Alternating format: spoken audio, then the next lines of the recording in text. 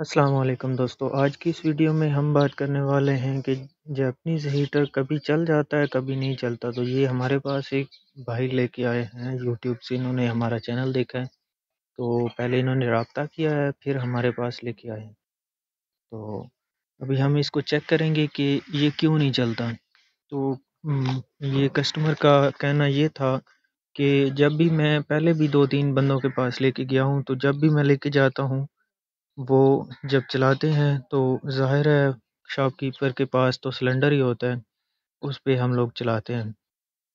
तो सिलेंडर पे ये हर दफ़ा चल रहा है, लेकिन घर में जाता हूँ तो कभी चलता है, कभी नहीं चलता। और इसका इग्निशन का भी इशू है, वो जब ऑन नहीं करता तो कच्ची गैस फेंकना शुरू कर देता है। तो जब हमने इसको चेक किया दुकान पे, तब तो चल रहा था। तो अब इसको खोल के चेक करते हैं दोस्तों। खोलने के लिए अगर आप पुराने सब्सक्राइबर हैं तो आपको पता होगा कि किस तरह खोलना है, और अगर आप नए हैं चैनल पे तो चैनल को सब्सक्राइब कीजिए। और खोलने के लिए आपको दोस्तों 2 पेज फ्रंट पे मिलेंगे और 2-2 साइडों पे 4 पेज मिलेंगे। इस तरह से 6 पेज आपने खोलने और ये फ्रंट आपका खुल जाएगा। तो सबसे पहले हमने इसका थर्मोकपल निकाल के चेक किया कि उसके अंदर कोई इशू तो नहीं है। लकीली थर्मोकपल इसका साफ़ ही था। तो ये मैं आपको खोल के चेक करवा देता हूँ कि किस तरह से खोलना है। इसके दोस्तों दोनों साइडों पे एक-एक पेच होता है। ये सबसे ऊपर वाला जैक इस थर्मोकपल का लगा हुआ होता है। तो बोर्ड से हमने जैक भी निकाल लेना, और ये एक टाई लगी होती है वो भी खोल लेनी है। ये टाई खुल गई, अब मैं इसका जैक निकाल लेता हूँ। तो ये दोस्तों हमारा जैक भी निकल गया है। अब दोस्तों हमने इसका थर्मोकपल बाहर निकाल लेना है। ये हमने निकाल लिया है, और जब मैंने इसको चेक किया तो ये बिल्कुल साफ़ ही था। हाथ से ही मैंने इसको साफ़ करके तो दोबारा लगा दिया। तो ये वीडियो में थोड़ा-सा फ़ोकस आउट हुआ हुआ है, इस वजह से आपको नज़र नहीं आ रहा। तो साथ में दोस्तों कस्टमर डिस्कस भी कर रहे थे कि कौन-सी चीज़ ख़राब हो सकती है, तो हम साथ में बता भी रहे थे। तो ये वीडियो थोड़ी-सी लंबी होने वाली है। अगर दोस्तों आपको मुकम्मल वीडियो देखनी है तो आप वीडियो में बने रहिए, और अगर आप कोई स्पेसिफिक हिस्सा देखना चाहते हैं तो आप वीडियो को स्किप करके आगे जा सकते हैं। तो हम इसको ठीक तो कर रहे हैं, लेकिन आपको एक्चुअल में मसला समझ नहीं आएगा कि किस जगह पे था।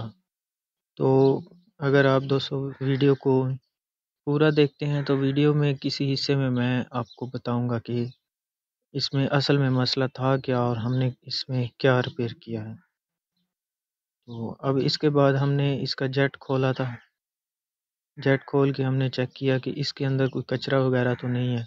हो सकता है कि गैस कम आती हो जब इग्निशन चल रहा हो, तो इस वजह से भी कभी-कभी ऐसा होता है कि आग नहीं लगती और कच्ची गैस बाद में फेंकना शुरू कर देता है, जिससे कोड 11 आता है।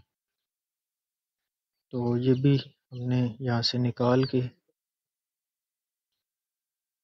थोड़ा-सा आराम से निकालना है आपने दोस्तों, तारें लगी हुई होती हैं आस-पास, तो कोई भी अगर जैक ख़राब हो गया या टूट गया तो ये दोबारा सामान नहीं मिलता इनका।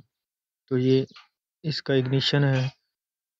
तो मुझे दोस्तों इस पे जो ज़्यादा शक था वो इसके इग्निशन का था, क्योंकि अगर कोई ऐसा मसला आता है तो वो इग्निशन की वजह से आता है। तो मैंने इसका जो जेट निकाला है वो झाड़ के, फूँक मार के मैं ट्राई कर लूँगा कि अगर इसमें कोई कचरा है तो निकल जाए, क्योंकि इसका जेट जो है वो फिक्स वाला है, ये खुलता नहीं है। तो अगर दोस्तों इस जेट को आपने मोटा या बारीक करना है तो उस पे मेरी ऑलरेडी चैनल पे एक वीडियो अपलोड हुई हुई है, जिसमें मैंने बताया है कि जेट अगर आपका फिक्स वाला हो तो उसको किस तरह से आपने बारीक करना है। यानी अगर आपका एलपीजी वाला जेट हो तो आपने किस तरह उसको सिलेंडर पे कन्वर्ट करना है। सिलेंडर वाले को तो आपने बस कोई पेच वगैरह मार के मोटा कर लेना है, लेकिन अगर आपका एलपीजी वाला हो तो उसको कन्वर्ट करने के लिए भी मैंने डिटेल में एक वीडियो अपलोड की हुई है। तो इसमें सफाई करके हमने दोबारा इसको फिट कर दिया है। तो इसके 3 पेच होते हैं दोस्तों, 2 जेट के आसपास लगे होते हैं और एक नीचे गैस वाल के ऊपर लगा होता है। तो दोस्तों अगर आपका एरर कोड 2LLH आ रहा है, जो कि ज़्यादातर हीटर में नहीं आता, ये बहुत रेयर केस है। अगर किसी दोस्त का आ रहा है तो उस पे भी हमारी जल्द ही एक वीडियो आने वाली है, आप उसको भी विज़िट करके देख सकते हैं। तो अब हमने इसका बैग खोलना है ताकि इसके मेन चैम्बर को निकाल सकें। तो यहाँ पे किसी ने पेच घुसाया हुआ था इसकी जाली के अंदर, तो ये इसका 110 का जो कन्वर्टर अंदर लगा हुआ है उसमें पेच लगाया था और वो जाली के अंदर घुस गया था। इसको भी हमने निकाल लिया है ताकि वो जाली खोल सकें। तो ये आप देख सकते हैं दोस्तों, अब ये जाली आसानी से निकल रही है। ये इसकी एक साइड भी टेढ़ी हुई हुई थी। ये दोस्तों देख सकते हैं जाली निकल आई है। अब दोस्तों इसके पीछे 4 पेच लगे हुए हैं, 2 ऊपर और 2 नीचे। ये चारों पेच जब आप खोलेंगे तो आपका जो इग्निशन चैम्बर है वो आज़ाद हो जाएगा, लेकिन आपको फ्रंट से भी कुछ चीज़ें खोलनी पड़ेंगी, वो भी मैं आगे आपको चल के दिखाता हूँ कि क्या क्या आपने खोलना है। तो यहाँ पे थोड़ा सा फोकस आउट हो गया। तो ये 2 नीचे और 2 ऊपर पेच मैंने 4 खोल लिए हैं। उसके बाद दोस्तों अब चैम्बर तो आज़ाद है, लेकिन हमें इग्निशन की अर्थ वायर निकालनी पड़ेगी और फैन मोटर की वायर निकालनी पड़ेंगी। 2 जैक निकलने हैं, एक तो मेन जैक होगा और एक छोटा जैक भी होगा। उसके बाद सेंसर जितने भी हैं उनके भी मैं जैक निकाल लूँगा, बजाय मैं यहाँ से खोलूँ। तो थर्मोकपल को मैं वैसे ही खोल के निकाल लेता हूँ। ये दोस्तों एक ऊपर पतरी लगी हुई है जिसके लिए मुझे इसका डिस्प्ले भी निकालना पड़ेगा, क्योंकि वो पतरी पहले ऊपर की तरफ जाएगी और फिर निकलेगी। इसके लिए वो डिस्प्ले मुझे खोलना पड़ेगा, क्योंकि वो डिस्प्ले के नीचे सपोर्ट के लिए लगी है। तो ये मैंने जैक निकाल दिया है। तो आप देख सकते हैं जैसे ही मैंने जैक निकाला, थोड़ा सा ऊपर उठाया तो पतरी खुद ही गिर गई है। अब दोस्तों इसका मेन चैम्बर निकाल लेते हैं।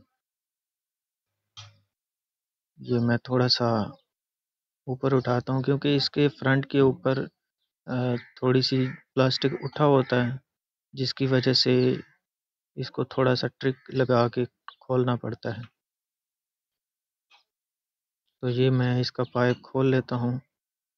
दोस्तों हम इसको ऑलरेडी साफ़ तो कर चुके हैं, लेकिन मैं दोबारा खोल लेता हूँ और जब सफाई सारी चैम्बर की होगी तो इसको भी दोबारा से साफ़ करके झाड़ के फिर लगा लेंगे।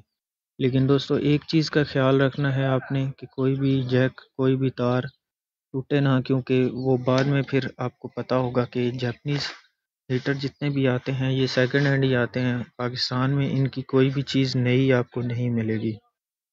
अगर कोई चीज़ ख़राब हो गई तो फिर आपको उसी को रिपेयर करना पड़ेगा, जो कि इतनी कन्वीनियंट नहीं होगी। तो ये हीटर कस्टमर का बिल्कुल नई हालत में है, इसमें ऑलरेडी कोई रिपेयरिंग नहीं हुई हुई। तो हम भी कोशिश करेंगे कि इसमें ज़्यादा कुछ रिपेयरिंग ना करें। ये मैं सारे जैक बोर्ड से निकाल लेता हूँ ताकि हमें आसानी रहे यहाँ पे। अच्छा, तो जैक हमारे सारे निकल चुके हैं। उसके बाद हमने इसका चैम्बर भी निकाल लेना है। तो ये एक जैक थर्मोकपल का रह गया है और सेंसर के जैक भी रह गए। तो ये दोस्तों एक स्विच होता है, ये जो नीली वाली तारें हैं ये एक ऊपर चैम्बर के स्विच लगा होता है। अब दोस्तों आप देख सकते हैं इसका चैम्बर बाहर आना शुरू हो गया। तो आहिस्ता आहिस्ता से इसको खोल के बाहर निकाल लेंगे। तो ये आप दोस्तों देख सकते हैं चैम्बर निकल चुका है। अब हमने इसके फ्रंट पे जो पेच लगे हुए हैं वो भी खोल लेने हैं और थर्मोकपल को भी खोल लेना है।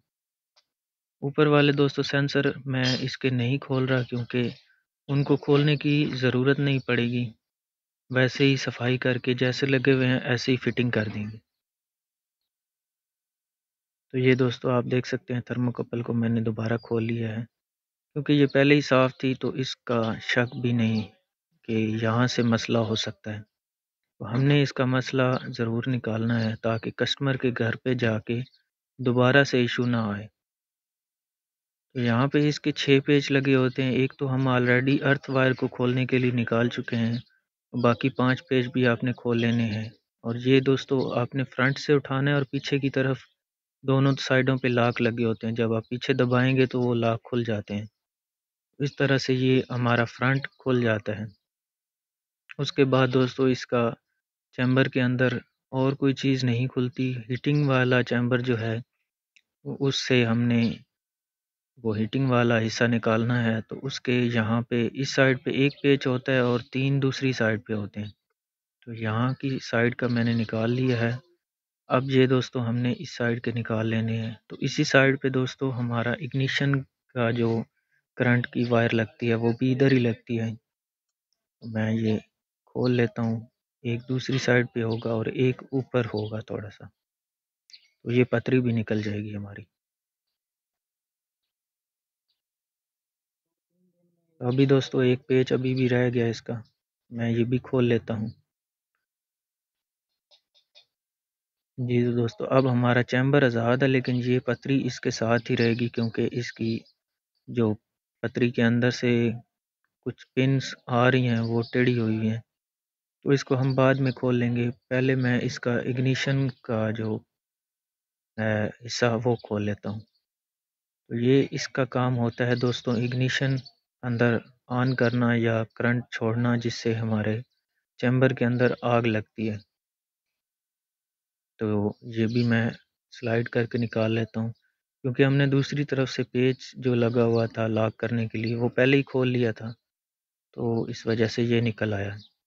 अब दोस्तों इसके ऊपर जितने भी पेच हैं उनको भी हम खोल लेंगे और इग्निशन को भी साफ़ कर लेंगे, और जहाँ पे ये चैम्बर लगा हुआ था उसको भी साफ़ कर लेंगे, और दोस्तों फ़ैन जो ब्लेड हैं उनको भी साफ़ कर लेंगे। सारी चीज़ों को साफ़ करने के बाद इसकी फ़िटिंग करते हैं। तो फ़िटिंग के बाद मैं आपको चेक करवाता हूँ कि ये कैसे चल रहा है, क्योंकि दोस्तों हमारे पास तो वैसे भी चल रहा था। अब कस्टमर की फ़ीडबैक लेंगे। अभी मैं इसको रिकॉर्ड कर रहा हूँ, ये वॉइस ओवर कर रहा हूँ। तो कस्टमर की फ़ीडबैक लगभग 2 या 3 दिन के बाद हमें दी जाएगी, जो कि कस्टमर ने कहा था कि अगर ये 2 या 3 दिन या 4 दिन चल गया, उसके बाद फिर मैं आपको पेमेंट सेंड कर दूँगा। तो इसका ये मैं सारे पेज खोल लेता हूँ। दोस्तों इस तरफ भी पेच होते हैं और दूसरी तरफ भी पेच होते हैं। तो जितने भी चैम्बर के ऊपर आपको यहाँ पे पेच मिलें आपने सारे खोल लेने हैं। और अगर आप नहीं खोलना चाहते तो आप पेंट वाला कोई ब्रश लेके उससे भी साफ़ कर सकते हैं। इसको खोलना इतना ज़रूरी नहीं है कि आपको लाज़मी इसको खोलना ही है। तो अगर आप नहीं चाहते इसको खोलना तो आप पेंट वाला ब्रश लेके साफ़ कर सकते हैं। मेरे पास यहाँ पे पेंट वाला ब्रश अभी अवेलेबल नहीं है, तो मैं इसको खोल के तो दूसरे ब्रश से साफ़ कर लूँगा। दांत वाले जो ब्रश आते हैं तो मैं उसी से साफ़ कर लेता हूँ इसको भी। तो ये आप दोस्तों देख सकते हैं, ये सारे पेच मैंने खोल लिए हैं।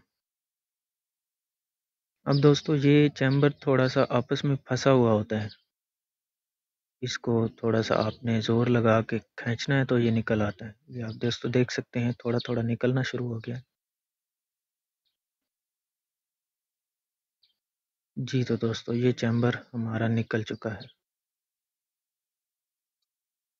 ये आप देख सकते हैं निकल गया है। अब इसको अच्छे से साफ़ कर लेना है, क्योंकि ये हीटर पहले ही इतना कोई ख़ास पुराना है नहीं, तो इसमें इतना कचरा या मट्टी नहीं है। लेकिन जो भी कचरा है वो हम निकाल देंगे। तो मैं इसका ये हिस्सा भी खोल लेता हूँ, जहाँ पे एक पतरी होती है जिसका एक पेच लगा होता है, उसको भी खोल लेना है आपने, ताकि हम अंदर भी इसके ब्रश मार के साफ़ कर सकें। तो इसके अंदर भी थोड़ी बहुत मट्टी मुझे नज़र आ रही थी, जिसको मैंने बाद में ब्रश मार के साफ़ कर दिया था। तो दोस्तों इन सारी चीज़ों को साफ़ करने के बाद मैं आपको दिखाता हूँ कि हमने असेंबल किस तरह से करना है। तो यहाँ से वीडियो को मैं थोड़ा सा फास्ट कर देता हूँ ताकि आप दोस्तों का टाइम बच सके। और अगर दोस्तों आपको फिर भी डिटेल में वीडियो देखनी है तो हमारे चैनल पे इस तरह की ऑलरेडी काफ़ी सारी वीडियोस पड़ी हुई हैं। आप वो भी जाके देख सकते हैं कि कौन सी चीज़ कैसे साफ़ करनी है, फ़ैन को किस तरह से साफ़ करना है, चैम्बर को किस तरह से साफ़ करना है। तो इस वीडियो को मैं यहाँ से थोड़ा सा फास्ट कर रहा हूँ।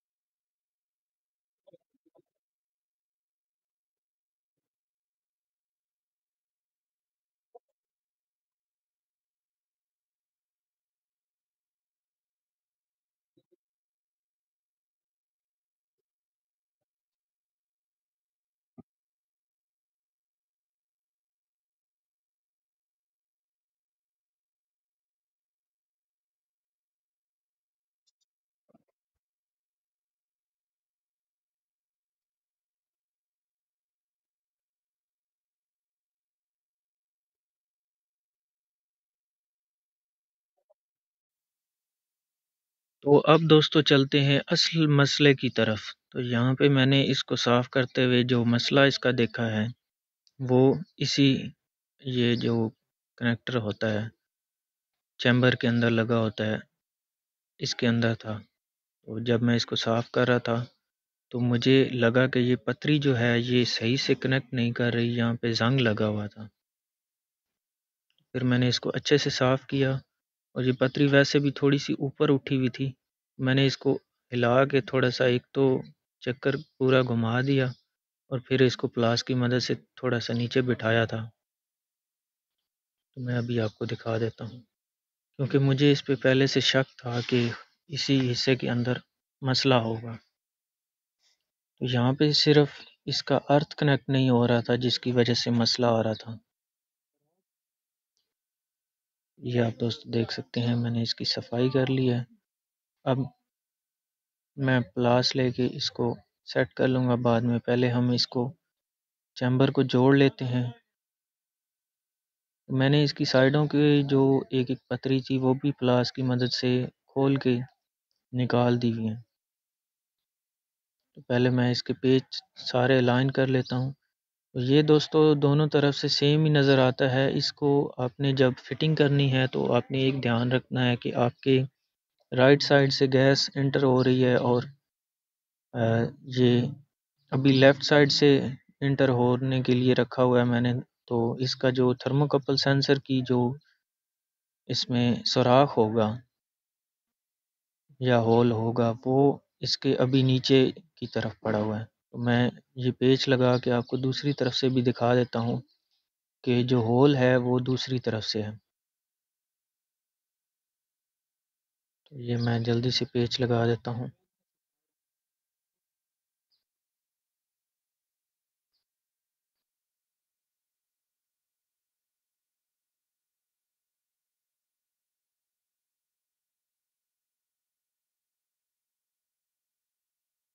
जी तो दोस्तों इस तरफ के हमारे पेच लग चुके हैं।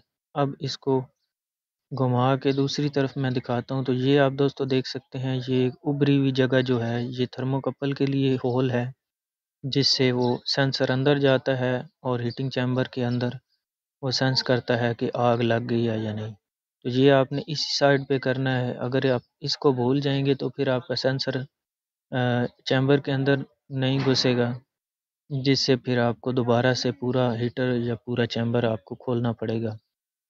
तो इस चीज़ का आपने ख़ास ध्यान रखना है। जब आप फिटिंग कर रहे हों तो इसको आपने देखना है कि ये सही से फिट किया है आपने या उल्टा कर दिया है।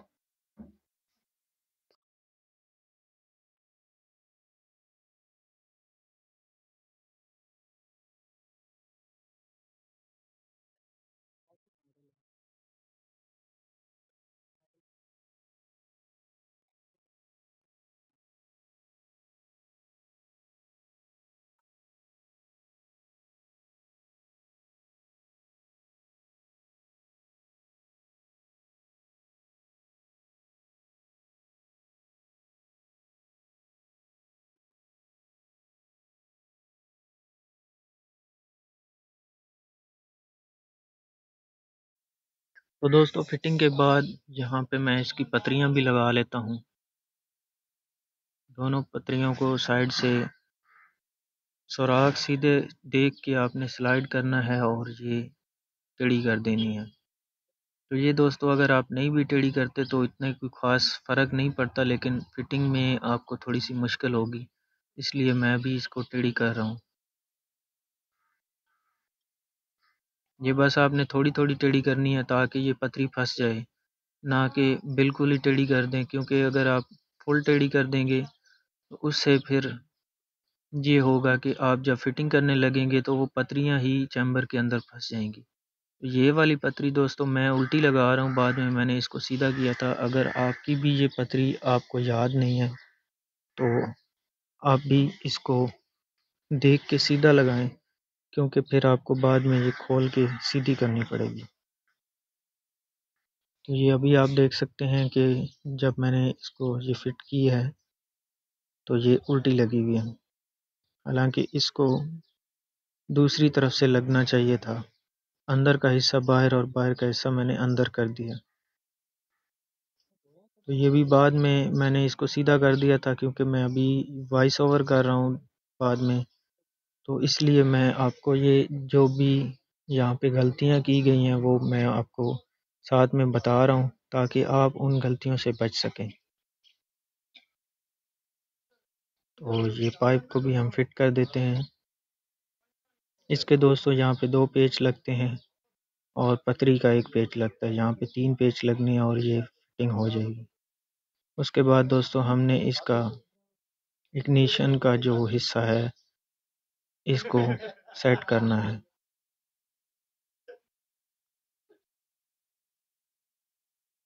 ये हमारा बाकी का हिस्सा आ गया।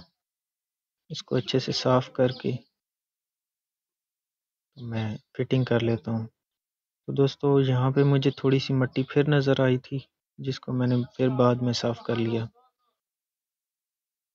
मैं यहाँ पे इस पे कपड़ा मार के बाद में साफ़ कर दूँगा। आप कोशिश करें कि जब सफाई हो रही है तो एक दफ़ा से साफ़ कर लें, क्योंकि अगर आप बार बार साफ़ करेंगे तो जो चीज़ें आपने साफ़ करके रखी होंगी उनमें भी मट्टी जाती रहेगी।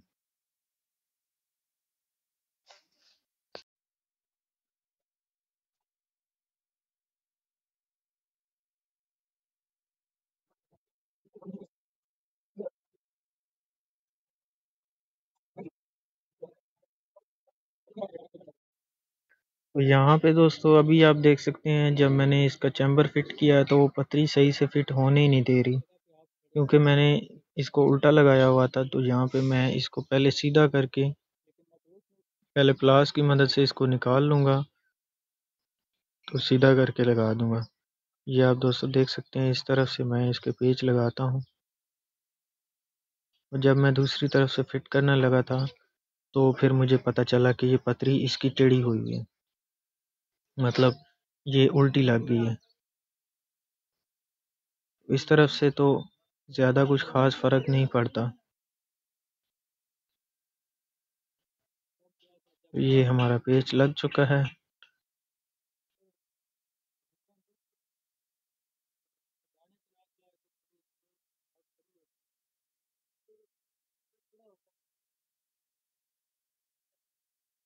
अब मैं दोस्तों यहाँ पे जब पेच लगाने लगा था तो ये मुझे याद आया कि पतरी मैंने उल्टी लगा दी हुई है, क्योंकि दोस्तों जब कस्टमर आपके पास खड़ा होता है तो कोई ना कोई गलती होना नॉर्मल है। आप कहीं ना कहीं पे कुछ ना कुछ गलती कर ही देते हैं। तो ये फिर मैंने इसको निकाल के सीधा करके लगा दिया। अब इसके दोस्तों 3 पेच लगने हैं, एक ऊपर और 2 नीचे। तो तीनों पेच हमने पतरी के अंदर लगा लेने हैं।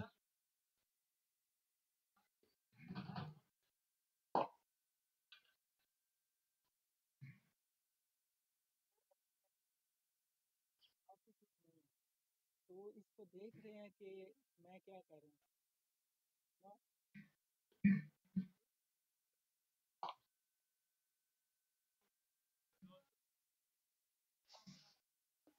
तो यहाँ पे दोस्तों वीडियो काफ़ी लंबी हो रही थी, इसलिए मैं इसको फास्ट कर रहा हूँ। तो साथ साथ में मैं आपको बताता जाता हूँ कि क्या क्या काम मैंने किया है। तो इसके इग्निशन की जो वायर थी उसके ऊपर मैंने ये ग्लास वाली स्लीव लगा दी है ताकि यहाँ से करंट लीकेज ना हो, क्योंकि मुझे इसी हिस्से के ऊपर शक था कि बॉडी के साथ यहीं से करंट लीक हो जाता है और चैम्बर के अंदर जाता ही नहीं है। तो फिटिंग करने के लिए दोस्तों जापानीज़ हीटर की एक ख़ास बात मैं आपको बताता हूँ कि इसके कोई भी जैक दूसरे जैक के अंदर लगता ही नहीं है।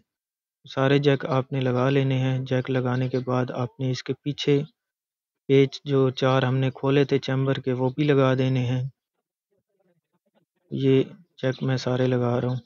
तो ध्यान रखना है दोस्तों, कोई भी जैक आपसे मिस ना हो। अगर कोई जैक मिस हो गया या कोई सेंसर रह गया तो हो सकता है कि फिर वो बाद में कोई एरर दे दे जो कि बाद में फिर पक्का ही हो जाए। तो सारी चीज़ों को साफ़ करके मैंने इसको असेंबल कर लिया है। फ्रंट पे इसके 2 पेच लगेंगे और 2 पेच इसके साइडों पे लगेंगे। 2 एक साइड पे यहाँ पे लगेंगे और 2 दूसरी साइड पे लगेंगी। ये आप दोस्तों देख सकते हैं। सारा हीटर हमारा असेंबल हो चुका है। अब मैं इसकी गैस लगाता हूँ और ऑन करके आपको चेक करवाता हूँ कि हीटर जो है वो काम कर रहा है। यहाँ पे हमारे पास तो पहले भी काम कर रहा था, लेकिन कस्टमर के घर पे अब फीडबैक आएगी तो मैं उसकी शॉर्ट्स अपलोड कर दूँगा, जिससे आपको पता चल जाएगा कि हीटर जो है वो सही हो भी गया है या नहीं। क्योंकि ये कभी-कभी चल जाता था, मतलब ज़्यादातर चल जाता था, लेकिन कभी-कभी ऐसा होता था कि ना चले तो फिर सारा दिन ही नहीं चलता था। तो इस मसले की वजह से ये हमारे पास आया है। अगर दोस्तों आपका भी कोई हीटर ख़राब है, ये कस्टमर भी चेक कर रहे हैं हीटिंग आ रही है। तो अगर दोस्तों आपका भी कोई हीटर ख़राब है, आप हमसे रब्ता कर सकते हैं। अगर आप रावलपिंडी इस्लामाबाद से हैं तो आप हमारे शॉप पे विज़िट कर सकते हैं, स्टोर पे आके अपना खुद अपने सामने हीटर रिपेयर करवा सकते हैं। और अगर आप किसी और दूसरे शहर से हैं तो आप हमें टीसीएस के ज़रिए भी भेज सकते हैं। तो मैं उम्मीद करता हूँ दोस्तों आज की हमारी वीडियो आपको पसंद आई होगी। अगर पसंद आई हो तो लाइक कीजिए, शेयर कीजिए, और अगर आपका कोई सवाल हो तो कमेंट सेक्शन में पूछ सकते हैं, जिसका मैं पर्सनली हर कमेंट का जवाब देता हूँ। और अगर आप दोस्तों व्हाट्सएप पे रब्ता करना चाहते हैं तो हर वीडियो के डिस्क्रिप्शन में व्हाट्सएप ग्रुप का लिंक दिया हुआ है, आप ग्रुप को ज्वाइन करके भी हमसे सवाल पूछ सकते हैं। तो दोस्तों मैं मिलता हूँ आपसे एक नई वीडियो में एक नए से ट्रिक के साथ। तब तक के लिए जंबर थिंक्स को दीजिए इजाज़त। अल्लाह हाफिज़, अल्लाह निगहबान। पाकिस्तान जिंदाबाद।